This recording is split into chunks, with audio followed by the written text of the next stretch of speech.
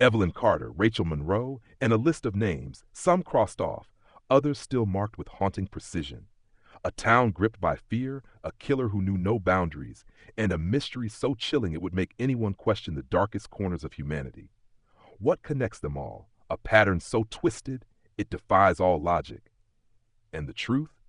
It's even more terrifying than anyone could have imagined. Evelyn Carter was the kind of person everyone in Willow Creek knew. At 26, she had already built a reputation as a dedicated nurse at St. Mary's Hospital. Colleagues described her as compassionate and hardworking, the type of person who always put others before herself. She lived a quiet life, renting a small house on the edge of town, close to the woods she loved to hike in on her days off. Her routine was predictable, her habits ordinary, until the night she disappeared without a trace. On April 14, 2017, Evelyn finished her shift at the hospital at exactly 11 p.m. Surveillance footage captured her leaving through the staff exit, bundled up in a gray hoodie and jeans, her backpack slung over one shoulder. She waved at a coworker, walked to her car, and drove off into the night. It should have been a short 15-minute drive home, but Evelyn never made it. The next morning, when she failed to show up for her next shift, her coworkers grew concerned. Evelyn was never late, never unreliable. Calls to her phone went straight to voicemail. Worried, her supervisor contacted the police, and by noon, a search was underway. Her car was found just 3 miles from her house, parked on the side of a narrow tree-lined road that led into the dense woods surrounding Willow Creek. The engine was still running. The driver's side door stood wide open. Evelyn's phone lay shattered on the pavement a few feet away, as if it had been thrown or dropped in a hurry. There were no signs of a struggle, no blood, no footprints, no drag marks. The ground was undisturbed, the surrounding forest silent. It was as if she had stepped out of her car and simply vanished. Authorities scoured the area, searching for any clue that could explain what had happened. Volunteers combed through the woods, calling her name, hoping she had wandered off and gotten lost.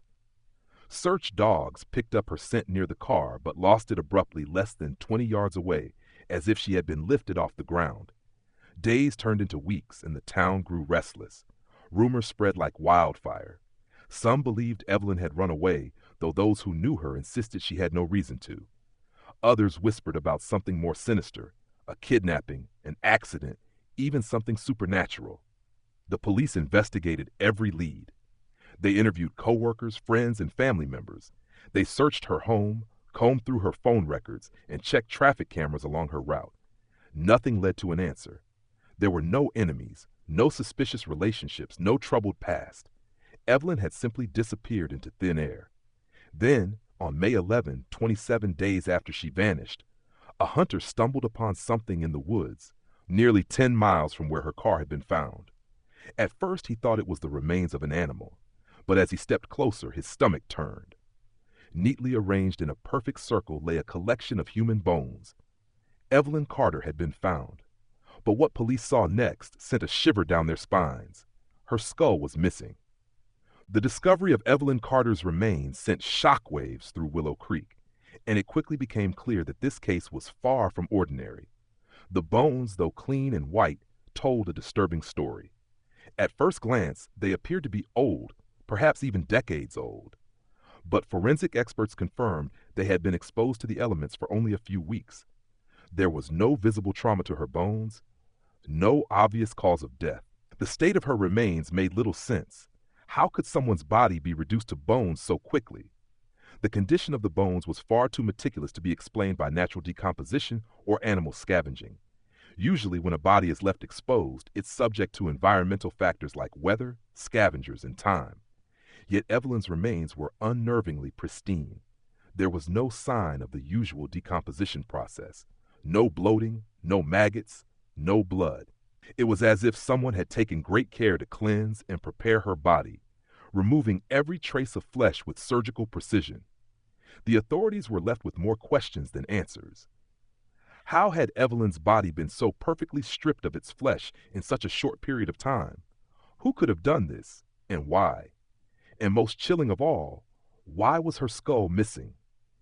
The absence of the skull raised more questions than the rest of the remains combined. Forensic experts noted that the skull is usually one of the most intact parts of a body, even after long periods of exposure. Its absence was glaring, and it suggested that whoever had taken Evelyn's life had done so for a specific reason, not just out of a desire to eliminate evidence. Detectives began to wonder if the killer had taken the skull as a trophy.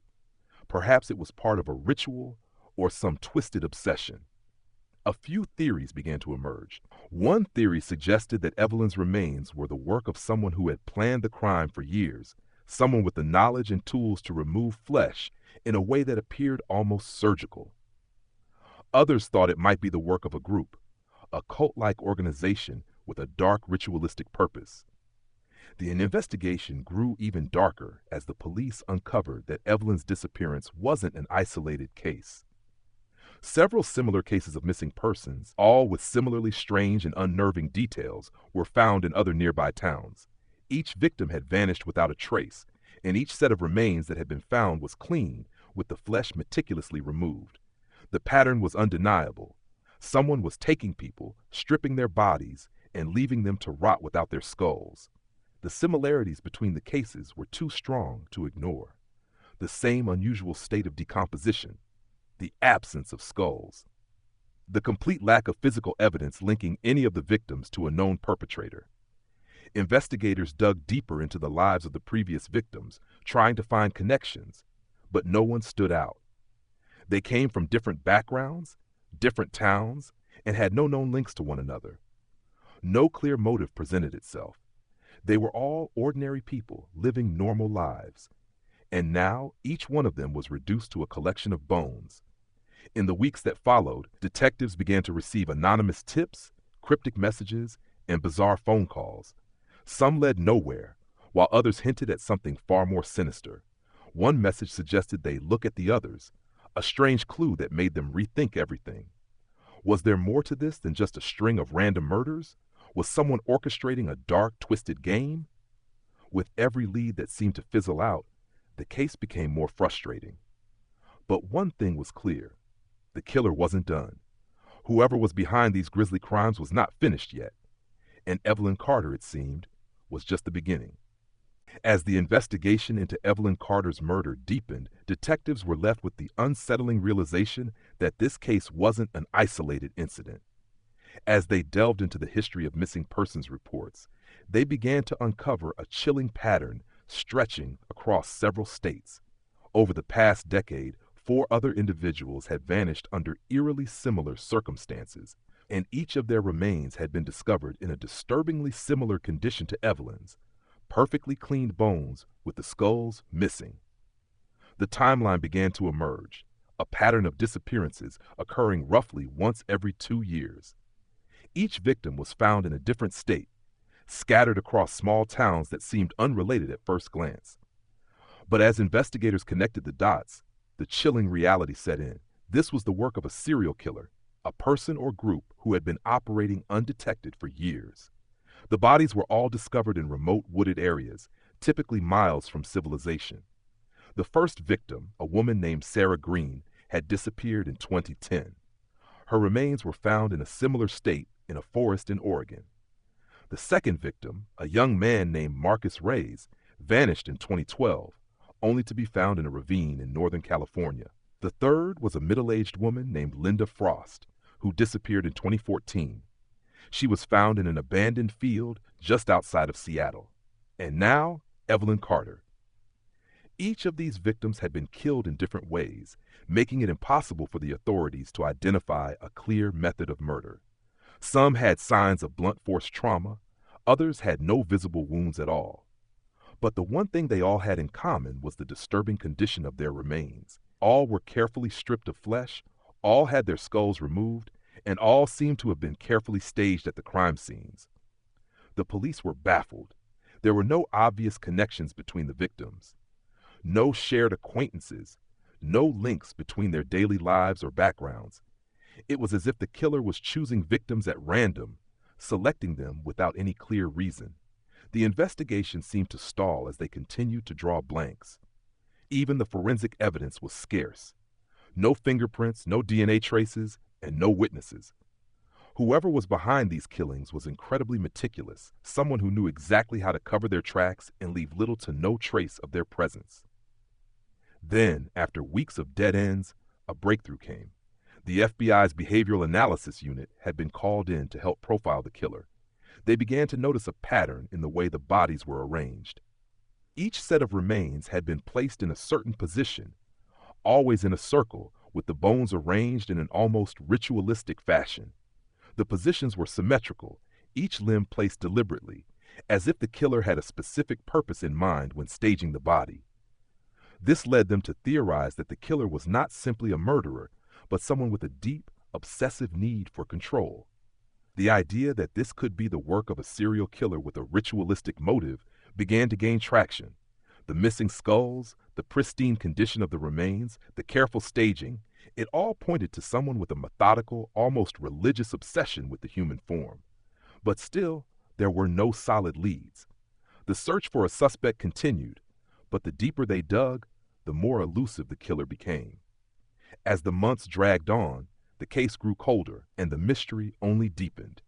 But one thing became certain: the killer was still out there, and they had not finished their work. The next name on their list remained unknown, but investigators knew that it was only a matter of time before the killer would strike again. The search for the killer grew even more intense after the discovery of the previous victims, but the breakthrough that investigators had been hoping for came from an unexpected source: a survivor. In the fall of 2019, nearly 2 years after Evelyn Carter's remains were found, a woman named Rachel Monroe stumbled out of the woods near a remote stretch of highway in Montana. She was weak, disoriented, and covered in dirt, but alive. Rachel had been missing for over 2 weeks. Her sudden appearance was nothing short of a miracle, and her survival was even more puzzling. When she was found, the first responders were baffled by the condition she was in. Her clothes were torn, and she appeared to have been through an unimaginable ordeal. Her body bore no signs of physical abuse, but the trauma she had endured was evident in her eyes. Something had broken her. As Rachel was rushed to the hospital and treated for dehydration and exhaustion, investigators scrambled to learn what had happened. Once she regained enough strength to speak, Rachel's story sent chills down the spines of everyone involved. She had been taken from her apartment in Denver while she was asleep, dragged out of her bed in the dead of night. Her memories were fragmented, but she recalled waking up in a dark, cold, and isolated basement, chained to a wall. For the first few days, she had no idea where she was or who had taken her. All she knew was that she was alone, terrified, and trapped. Her captor was silent, never revealing themselves. Rachel had no idea if it was a man or a woman, but she was certain that whoever it was, they were watching her every move. The basement was bare, save for a small cot in the corner, a few discarded tools, and a single light bulb that flickered overhead. There was no sound except for the occasional hum of machinery coming from somewhere in the distance. What terrified Rachel the most was the room next door. Every few days she was forced to move from her basement cell to another room that seemed to be the center of her captor's strange obsession.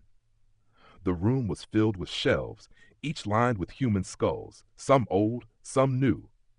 The skulls were arranged with unnerving precision, and some even appeared to have been labeled with names. Some had dates. Others had no markings at all. Rachel could barely stomach the sight of them, and she soon realized that she wasn't the first person to be taken. The skulls in that room told a terrifying story. Whoever had taken her had been doing this for years, collecting victims and keeping them as grisly trophies. Her mind raced. How many others were out there?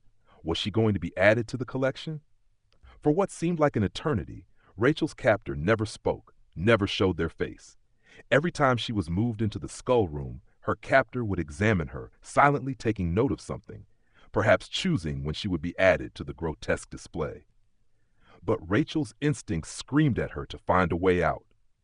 One night, when her captor left the room for an extended period, she managed to break free from her chains. Her escape was desperate, fueled by a raw but primal fear. She crawled through the dark corridors, knowing she couldn't waste a single moment. Finally, after what felt like hours of stumbling through the darkness, she emerged from the building into the night. Her journey through the woods was harrowing, but her determination kept her moving forward. When she finally stumbled onto the highway and was found by a truck driver, it was a miracle she had survived. Rachel's testimony was both invaluable and horrifying. She had managed to provide investigators with the most detailed description of her captor's lair. The factory, she described, was located in an industrial area just outside Boise, Idaho. It was a dilapidated meat processing plant, abandoned years ago, but still operational in secret. Rachel's description of the building and the machines within it matched exactly what investigators later discovered. The police moved quickly, raiding the factory with a SWAT team in tow. But when they arrived, the building was empty. The shelves that Rachel had described were gone, and there were no signs of the captor. It was as if they had known the police were coming and vanished without a trace. Despite the fact that the factory was empty, the evidence left behind, fragments of Rachel's clothes, remnants of blood, and traces of chemicals, was enough to confirm the chilling truth. Whoever had taken Rachel was not only responsible for her abduction, but also for the other disappearances. Rachel's escape didn't end the terror. It only brought more questions. The killer, it seemed, had been watching them all along, and the search for the true identity of this monster became even more urgent. With every lead that came to light, investigators realized that the case was far from over. The nightmare was still unfolding. The discovery of Rachel Monroe's escape brought both hope and frustration. Hope, because they now had a survivor, someone who could potentially identify their captor, and frustration, because every lead seemed to come to an abrupt end. Despite Rachel's detailed description of the abandoned meat processing plant, and despite the fragments of evidence left behind, the killer had disappeared without a trace, just as they always had. The factory, once a dark and twisted shrine to their obsession, stood eerily silent, as if it had never been inhabited. The killer had known exactly when to vanish, leaving behind only questions. But something unsettling had emerged from the investigation, a list. It was found buried deep in the back office of the factory, behind old filing cabinets covered in dust.